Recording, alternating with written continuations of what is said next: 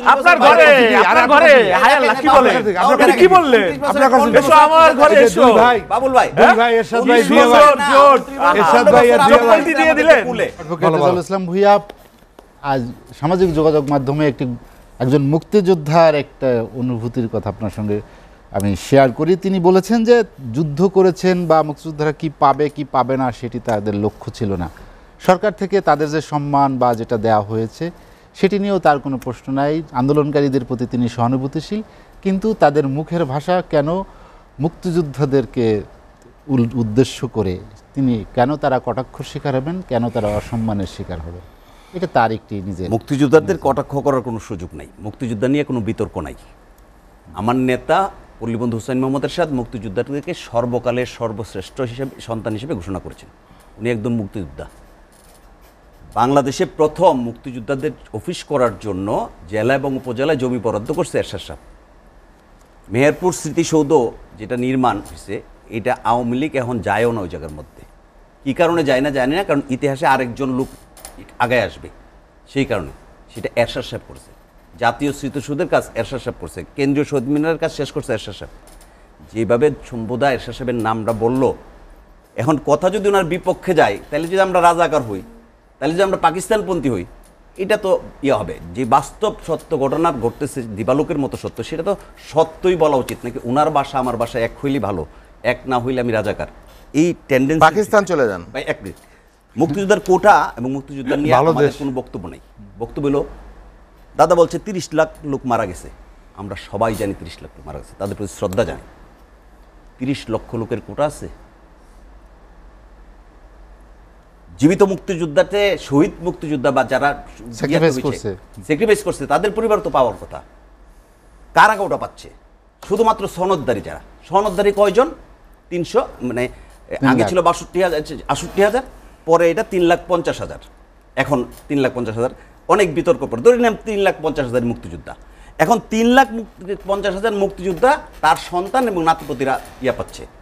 তাহলে 30 লাখে 3 লাখ 30 লাখ বাদ দিলে 26,50,000 যে শহীদ হইল, বাকিরা জীবন দিল, তার কোটা কোথায়? সেও তো দেশের জন্য জীবন দিচ্ছে নাকি সে অন্য কারণে জীবন দিচ্ছে? বঙ্গবন্ধু শেখ মুজিবুর রহমান সবাই বলতেছে আপনি সুবিধা দিবেন বেঁচে থাকা লোকটাকে, আমি জীবনই দিয়ে দিলাম, এর চেয়ে বড় কিছু নেই। তার জন্য কি কোনো কোটার ব্যবস্থা থাকবে না? সে কথাটা আওয়ামী লীগ বলছে, অন্য কেউ বলছে? বলে নাই। আরেকটা ব্যাপার দেখেন, মুক্তিযোদ্ধারা সর্বকালের সর্বশ্রেষ্ঠ সন্তান, জীবনের ঝুঁকি নিয়ে করছে, অনেকে শহীদ হয়েছেন।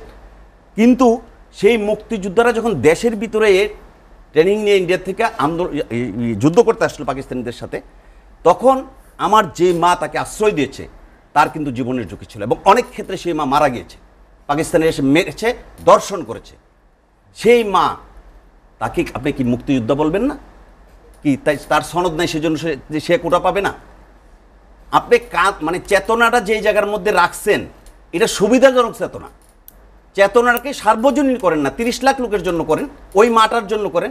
যেই বাবা নৌকা দিয়ে আমার মুক্তিযুদ্ধকে পারাপার করেছে, যেই বাবা গরুর গাড়ি দিয়ে অস্ত্রটাকে এক জায়গা থেকে আরেক জায়গায় স্থানান্তর করেছে, তারও তো জীবনের ঝুঁকি ছিল। মুক্তিযুদ্ধের কোনো অংশে কম ছিল না। তার কোটা কোথায়? বা যারা 70 সালের নির্বাচনে সমর্থন তারা আজকে রাজাকার হয়ে যাবে, তাদের নাতিপুতি যখন স্লোগান দিল তাদেরকে রাজাকার বানাই দিবেন। চেতনা শেষ হয়ে গেল গা। দেশ কি শুধুমাত্র, আমি ধরে নিলাম 3,50,000 জেনুইন মুক্তিযোদ্ধা, যদি অনেক বিতর্ক আছে, শুধু 3 লাখ মুক্তিযোদ্ধার অবদানে দেশ হয়েছে?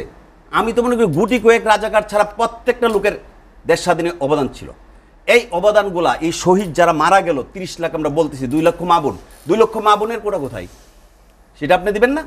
যে ইজ্জত হারালো, যে সম্ভ্রম হারালো পাকিস্তানি হানাদের কাছে, তার কোন কোটা আছে? সেই কোটার কথা কেউ বলে? আর ক্ষমতাতে আপনারাও ছিলেন, আপনারা কি করছেন? আমরা দিছি, আমরা মুক্তিযোদ্ধাদের কোটা দিছি। এখন যে না, আপনি মুরব্বী মানুষ, আপনি মুক্তিযুদ্ধ, আপনাকে সম্মান করি, আপনার মুখের ভাষাটা সম্মানের মতো হওয়া উচিত। আপনি ফালতু এই কথাটা বলতে পারেন না, প্লিজ। কোনটা ফালতু কথা? বলছেন ফালতু কথা। ফালতু কথা বলাটা আপনার অনিয়ারে কোনোভাবে আপনাকে ফালতু বলি না আমি। আমার মনে হয় যে এটা ইয়া করা উচিত। এখন আমার কথা হলো, গত 15 বছর একটা ট্রেডিশন হয়ে গেছে, সরকারের বিরুদ্ধে যদি কোনো কথা হয় তাইলে তারা পাকিস্তানপন্থী, তারা রাজাকার। এই ট্রেডিশনটা আমাদের বেরোইতে হবে।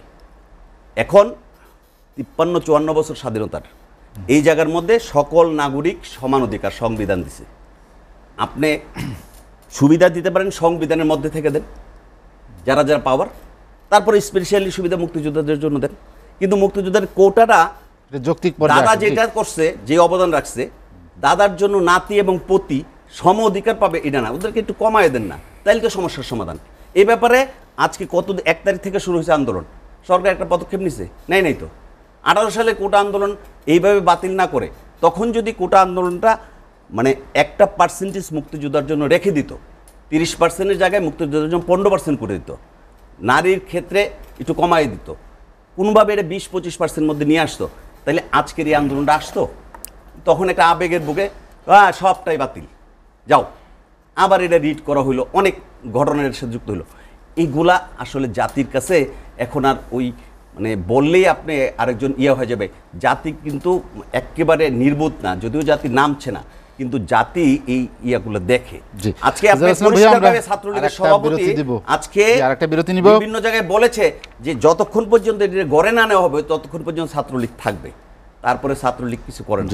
Design, elegance, beauty.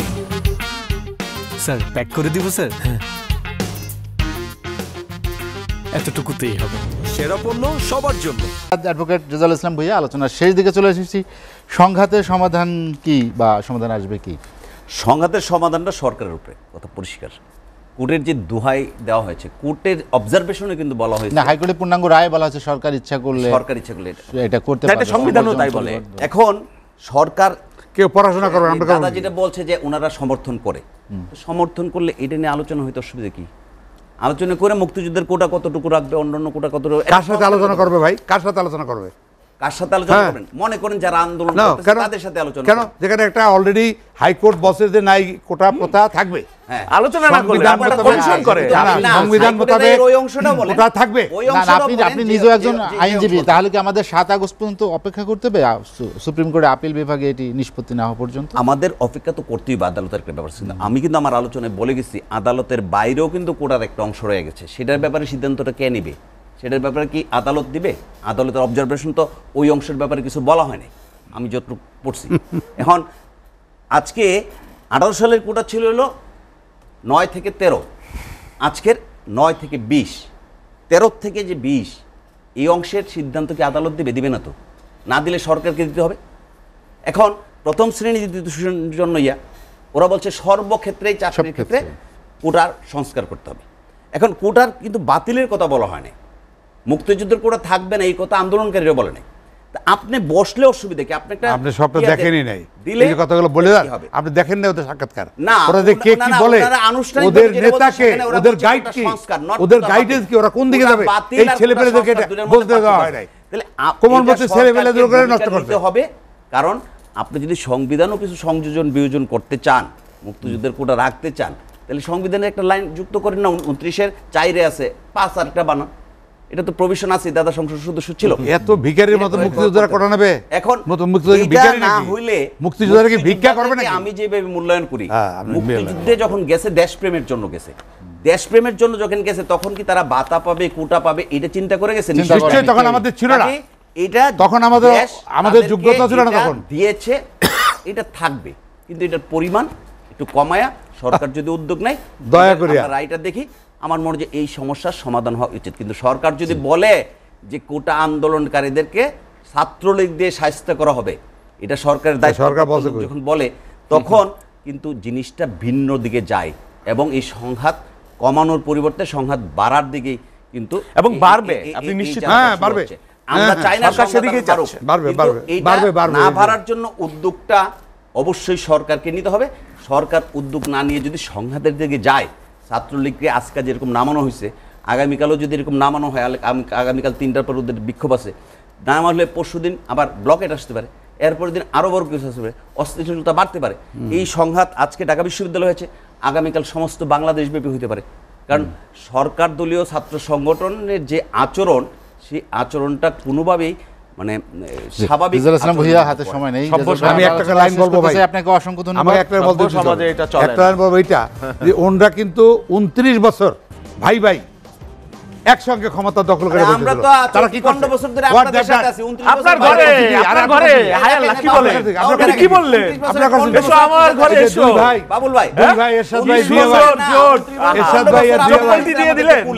এখন মনে না এটা দিনেন্দ্র জাতীয় পার্টি ছাড়া তো আপনি নাই। শহীদুল ইসলাম বাবুল, অ্যাডভোকেট ইসলাম ভাই, আপনাদেরকে অসংখ্য ধন্যবাদ।